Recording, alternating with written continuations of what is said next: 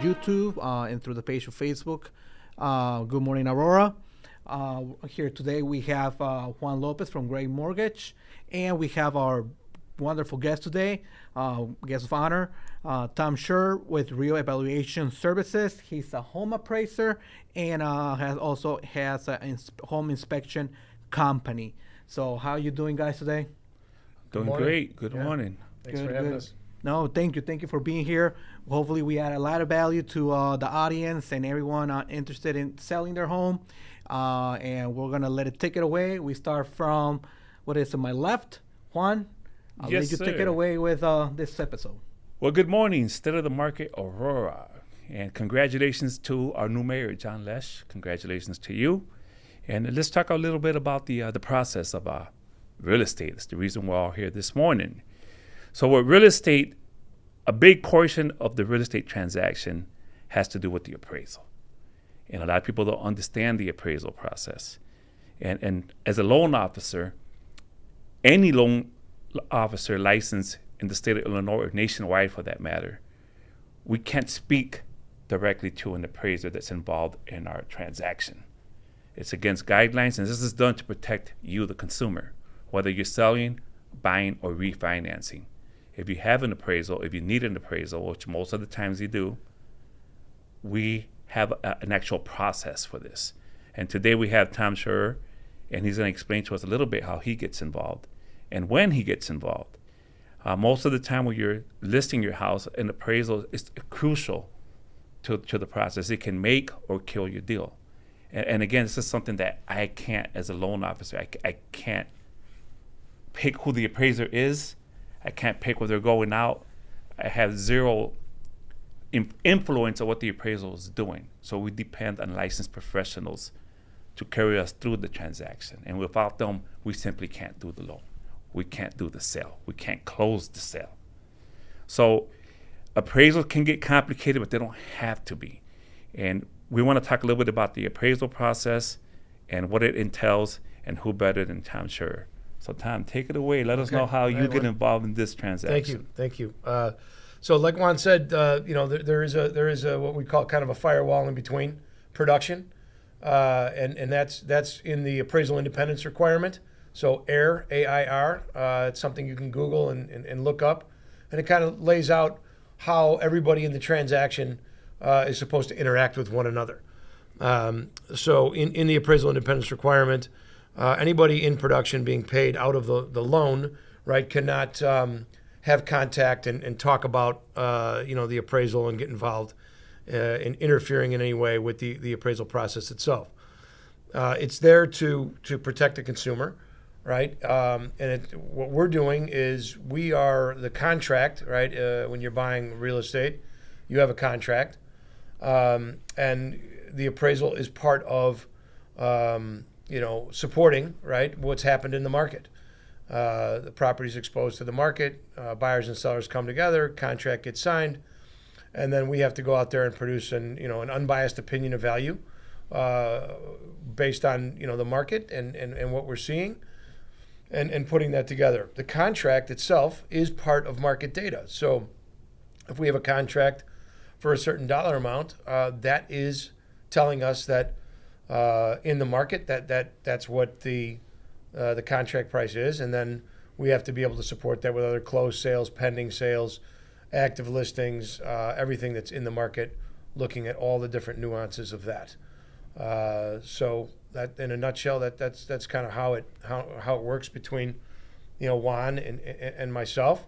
Juan could call me and talk to me about how the Bulls are playing or other things, but we can't talk about we can't talk about things about specific to a transaction. And nor can I recommend Tom. I can't recommend to anybody, not even the appraiser. And if I did, it's useless because there's no guarantee you're going to get Tom. So there's an appraisal management company that's assigned to every lender, and we're no different, whether you're a broker or a direct bank. I'm a broker myself, where one way or another, it's the lender that builds the relationship or the transaction with the appraiser. And it's very interesting to me to know it from the appraiser's end, because this is something I never get the opportunity to do. I mean, back in the day when we first started doing loans, like when I did in the late 90s, early 2000s, I started when I was like negative 2 years old, so don't judge my age. But we used to have the opportunity to speak to them maybe once in a while, hey, build relationships and send them business, but then things change, guidelines change, and they change all the time. But so again, it does me no good to send somebody to Tom because there's no guarantee he's gonna get it. Right. And a lot of times in the transaction, it's an exciting but nervous time. Nervous but exciting. And it's okay to be nervous. It's okay to be excited, you know? At the same token, there's a lot of misinformation. And one of the things I get, like when I get a contract from a real estate agent such as Aron is, hey, I need insurance. I need an attorney. I need an appraiser. I'm having trouble finding an appraiser. Can you get me one? I'm like, no, man, it doesn't work that way. Now, we order the appraisal, but we order it through the appraisal management company. And again, this is done to protect you, the consumer, whether you're buying, selling, or refinancing. It's all the same. We cannot recommend any specific appraiser. It's against guidelines. We have licenses. They'll strip our license if we do something like that. And it's not so much being that they're doing the right thing. And let's help our consumers. Like I said, it's nervous because it's stressful. But at the same time, you should know you have a lot of professionals, even on the back end, like Tom, that are here to protect you and your interests. He's a professional, unbiased, third-party appraiser. A lot of people don't know what that means. And the other questions that I get at Owen and Tom is, hey, can I be there for the appraisal? And again, we're going to go back to this protection of the consumer. And the answer is going to be, no, you can't, because nobody can be, not even the seller is there. I mean, you tell me, Tom, usually it's just yourself and the lockbox, is it not? Yeah, or the listing agent, right, is meeting us. And we can kind of hit on that a little bit too. You know, the realtors that are out there listening. You know, there is realtor participation in supplying appraisers with information and you know, to support what they've listed the property for and what it's under contract for. There's nothing wrong with that in the appraisal independence requirement. That spells that out. So, you know, giving information to an appraiser about specifics about the home, the neighborhood, the comparables. Maybe there's something that's a pending sale across the street that just went under contract, and that broker has some information about that will, you know, further support what's happening in the market. Those are all really positive things. So, you know, we embrace, as appraisers, realtor participation and absolutely supplying us with information and data. I always like to tell, you know, brokers that it's really important that, you know, preparing for an appraiser, right, assuming that they don't know your neighborhood, right, and giving them all the information, school district boundaries, you know, little nuances. Maybe one particular street outperforms other streets in the neighborhood because there's some historical significance, or it's just more desirable. It's not an opinion, right? It's just a fact, and you can back it up with data. So those are really important things to be prepared as well. I actually have a list when I was doing some education with Aaron when we met. I have a list that I give to realtors when I do education. I'm happy to, you know, to give that to anybody that wants it. It's just good preparation. You know, I always say, right, the best way is to be offensive and not defensive. Sometimes when you take a defensive stance thinking everything's going to be okay, that's when you get into trouble. So, you know, making sure you're prepared and getting all that information out there. We were talking earlier before we came on, and one thing that, you know, appraisals have to be fast. Speed is something that is a metric that is measured because, right, look how fast they can close a loan today, right? They, you know, when you first started in the business, right, if they would have told you can close a loan in 10 days, you'd said it's not possible. Yeah, right. And here we are. Yes. So those are things that you don't have a lot of time, so you want to be prepared. Good preparation, right? Because it goes fast. Yes, sir. Let's talk a little bit about preparation. And this is something, as a loan officer, I really don't get involved with, is when you're ready to list a house, Is it a good idea, you think, to talk to an appraiser? Or have the people selling the house get an idea? What do you recommend, something like I that? want to go back to the same thing we were touching on back, that you don't have access to them. So kind of like the Yes. same thing. I don't have access to them. So just got a little backstory. Yeah, we met at through another lender home education class, like for realtors, and that was a really, really good info. So I appreciate that. Thank you for being here. So with all that said, the info that you gave to all the realtors who attended there, it was a really informative. Now to attack, not attack sounds kind of aggressive, but to That's okay. have a We're better used to being attacked. have a better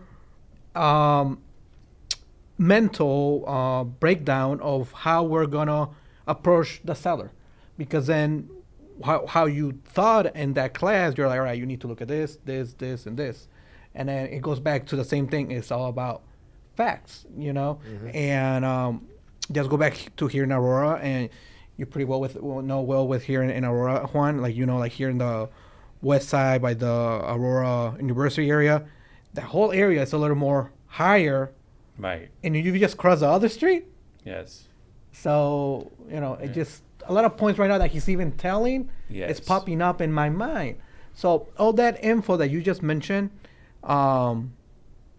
you want to go to the seller and inform them.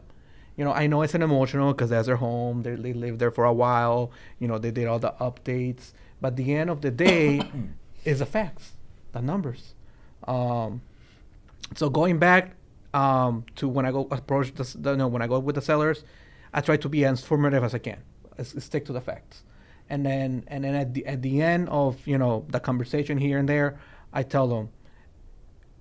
I try to be as close as possible to like whatever my CMA is going to be. Hopefully, it's close to the appraiser, but according to all the comps I just pull out. Can you explain what the CMA means? CMA is a comparative market analysis. And what does that So it's a whole, let's say 1 mile on 1 mile radius of the house, of all the neighborhood So around. it's a report of the houses. Yes. Got it. And what has sold, what is under contract, and what's active listing on the market. Got it. So we try to find as possible similar what is going to sell, what have sold in the past or is currently in the market, to have a better value of the price. So I'm assuming also appraisers kind of approach the same way. Yeah, a CMA really is a mini appraisal, right? It's in a grid format where you put comparables in there. Appraisals will get more in depth with more adjusting and different things like that. But yeah, it's it's a very similar document as you're preparing, and because we as appraisers, once it's under contract, we like to see the CMA that the brokers use to form the opinion, right, to list the property. It helps us understand. The term I like to use is putting ourselves in the shoes of the typical buyer, right? Who is the typical buyer in the market? And I think that's really important for us as appraisers and for realtors, right? We have to remind ourselves every day, who is our buyer, right? And we have to think like them when we're doing a CMA or we're doing valuation, right? My opinion, if I think a kitchen is outdated, well, that's an opinion, right? The typical buyer in that market might think that that kitchen is just fine and it's not outdated at all because they're the typical buyer. It's not, that's where we have to be very careful. If you remember when we met, I always joked about how many people in the room are opinionated, right? And we all put our hands up Right. because opinions can be dangerous, right? Yeah. And we have to, put ourselves in the mindset of a typical buyer. Juan, I know you have to do it too, right? You may not like what you think and how you're looking at it might be a little different than, right? You have to react to what your client is wanting, right? Well, And I always telling joke you. too, like I can't think. I gotta know. They don't pay me to think. I need to know. But so to make sure that we understand correctly, the CMA, the appraisal, is not something you just pull out of thin air. No. Is you looking at recent sales within a certain radius that are similar to the house that the client is either looking to buy, sell, or refinance. What is that radius? I heard it's a mile. I don't know. I'm glad. Yeah, I'd like to talk about that. Please. Yes. Before Okay. we do, just to make a Yes. quick little break to say hi to everyone who's tuning in. The State of the Market episode for in Aurora and around all Aurora, the community. Everyone tuning in. We're live on YouTube and Facebook page. And thank you for everyone tuning in. I'll say hi to the comments. Daniel Canarone, thank you. Juan Lopez, I know. Thank you for tuning in as well. Curtis, hope everything is going fine out there. Thank you for having us for this opportunity to be here. And okay, we get back. Okay. All right. And we got to get our plugs in. Yes. Okay? That's very important. The This is- radius, yeah. Yeah. Yes. So I do a lot of realtor education and general public education on appraisal. It's something I'm really passionate about. And I always say education works both ways. I learned just as much when we met that day as I was able to hopefully teach other people. Radius now, I don't like to use the term radius, because if we go into MLS and we say, give me a 1 mile search, it's going to draw a circle. So the example I like to use is, if I'm in a school district boundary, and the boundary, I'm in the very, let's just say, northern quadrant of the boundary. If I draw a circle, right, I could be a half a mile or a mile in the wrong direction outside of that school district or boundary. So I like to use what we call more of a rubber band search. So in our software, which would be MRED in this market, we're using MRED to search in MLS. And in there, we want to use, we can box out different areas and boundaries. And they even have layering for school districts that it does for you. Stuff. So I like to do that because, to your point you guys just brought up, right, about, hey, one block to another block, and there's a clear boundary. Sometimes it could be an arterial street. North and south of that street can be completely different markets. Not an opinion, it's just a fact, right? The median sale price north or south of that particular road is higher or lower, or it could be equal. It could still be a competing market, slightly inferior or slightly superior. But it's very important to look at it that way. I prefer to look at it that way. And to your, what is the guideline about the mile? Years ago it was always a mile, stick within a mile. And lenders typically like us to do that. But, again, sometimes your best comp could be 3 miles away, right? How would that happen? So the example I like to use is, let's say I'm an empty nester, Yes. okay? And I'm looking for a townhome. Yes. And I want a first floor primary suite Okay. townhome. I don't want to go up and down the stairs. The bedrooms upstairs might be for the grandkids, right? Got it. Yep. Not for me as an empty nester. And in those townhome complexes, maybe there's only 3 of them in the entire town, right? Or only 2. Good example. So Yep. I would say find me I'll take any of those 3 as a typical buyer. I will take any of those 3 with the primary suite on the first floor in any of those 3 complexes. And those 3 complexes could be 3 to 5 or Got 8 it. miles apart. Makes sense. Right? Thank you. Yep. Thank you. Yeah, so that's the example I like to use of how sometimes the best comp could be over a mile. And just to circle back just a little bit, you mentioned MLS a couple times. Can you explain what that is, Aron, please? The MLS? It's a multiple listing service. Hopefully I get that right. got After a while, What does it do? What is that? That's where I want to say realtors put all the houses in this system, and then all the other realtors who are licensed and have access to this system can access all the information about the house. Got it. And it's pretty much also I want to be careful with my wording. It's kind of like all the public records like in one place Got it. of everything, every city, almost every village, every but that doesn't mean that there is other MLSs in Illinois or Indiana. Okay. But I just don't want to confuse the people out there. But Right. I just want So it's kind of like a website for, Yes. for data. Yes. For mortgage Yes. data. Yeah, and brokers, Real estate data. Yeah, real Yeah. estate brokers pay into it, right? And appraisers pay into that to have access to that database. Wow. Yeah, Okay, we have to got pay it. dues to be able to access and use it. Now, in this market, we're state of the market. So let's talk a little bit about the market. And we go in on the Spanish show and we talk about, hey, people keep waiting. It's going to crash. It's going to crash. I'm going to wait. Rate's going to come down.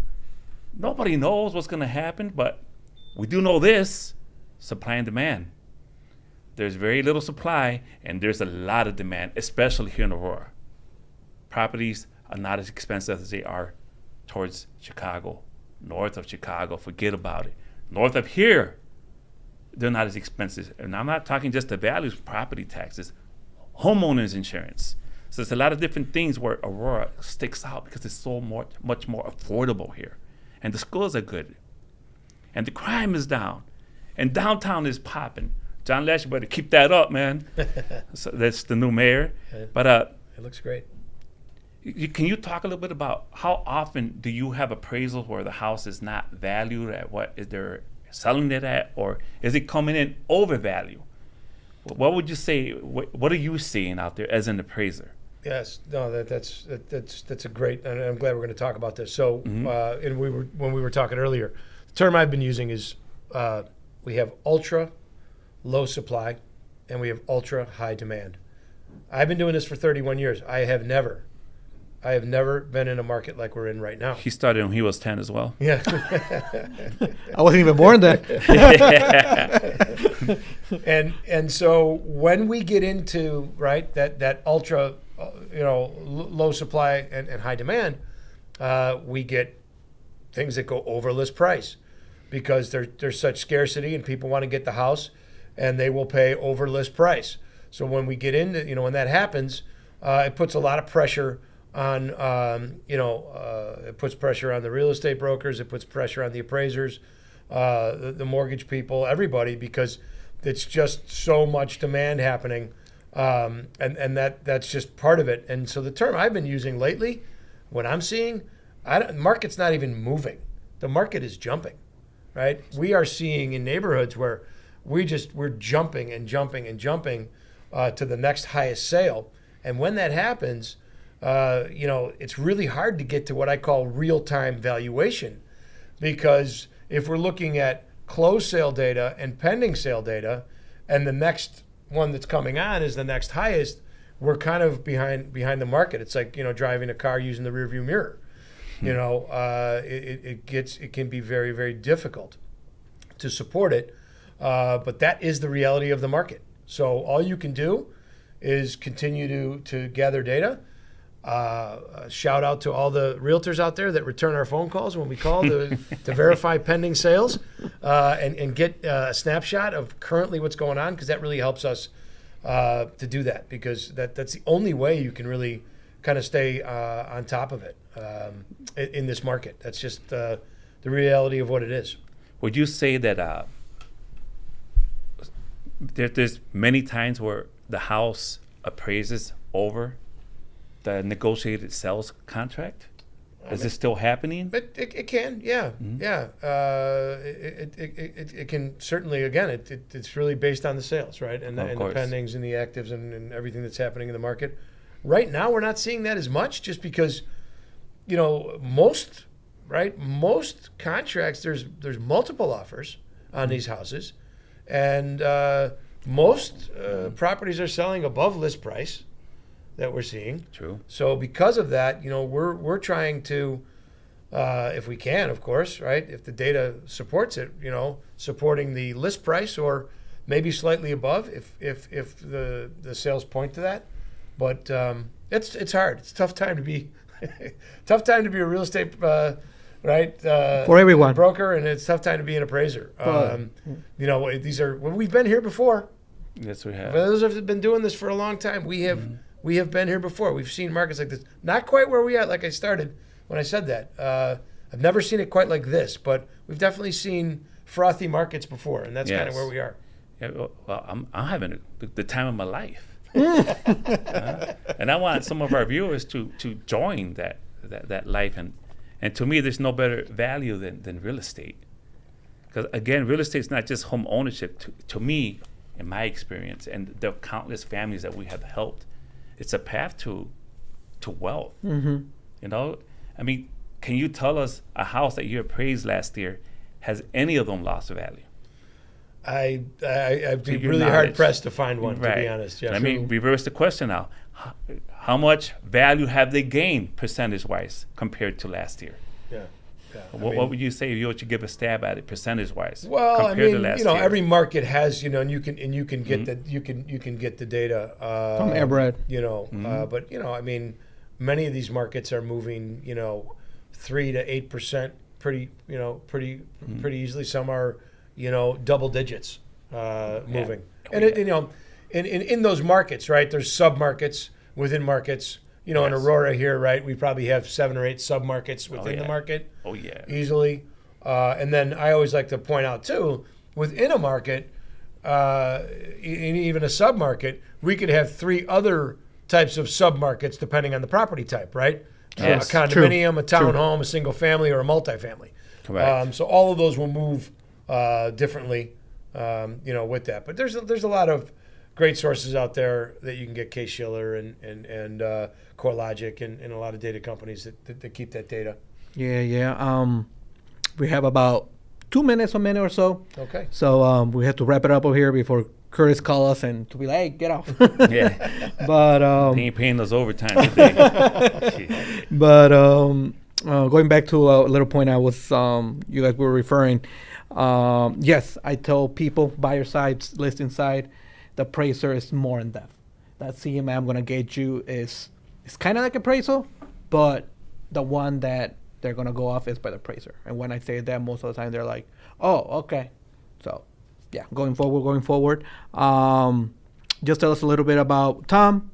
Who is Tom, and what other services do you offer, and what areas do you cover? Okay. Yeah. So we do valuation. We can do them for to lower your taxes if you want to do a tax appeal, estate. You know, when people pass away, you got to establish a basis, divorce, appraisals, you know, any type of valuation, splitting assets of any way. We can help with that, commercial and residential. Our footprint is Northwest Indiana to Green Bay to Rockford. Wow. So cool. if you box that out, that would be our footprint that we can cover. Yeah, we do a really, really good job. I just, you know, I want to help people. So if you need my help, reach out, get in touch with me. It doesn't cost anything to get on a phone call and have me help you in any way. And I'm happy there to help on the home inspection side, environmental testing, home inspection, radon. We do all of that. Happy to help in all those areas as well. Awesome. Something you want to say to the public before we leave? Thank you for having me. Appreciate it. And let's get you into more homes. Yeah, exactly. Something you want to add, Tom? No, just, you know, you use the professionals. You have resources, reach out to professionals and get educated, and you'll always make a good decision. There you heard it. Can't express it enough. Always get help from the professionals who are licensed, who have been in the field. As you can see, we have 2 experts who've been in the industry quite a while. They know the best. So that's the message I want to tell people. Also, and when I talk in Spanish, always look for professional help because they know what moves around. They do this for a living, and they know everything how it needs to be done. Because the last thing you need is go up by something that seems too good and then it's not, and then before you know it, you might be in legal trouble. So always listen to a professional. Thank you for tuning in on an episode of State of the Market. Good Morning Aurora, and hopefully we see you soon next time. YEP gives me a lot of hope for the future, not just here locally, but as those kids go out into the world and they share their perspectives and their passions, it's going to be infectious. It's going to spread. So they're just an amazing organization that sets their partners and this community up for success. The future of this community and honestly the country and the world is bright with the kids that are on that YEP program because they're going to save the world. They're doing incredible work, and to just get to know them and learn about their passions was a very fulfilling experience for me. Without the community foundation, it would be much more difficult for Hesed House and so many other organizations here locally to enact our mission on a daily basis.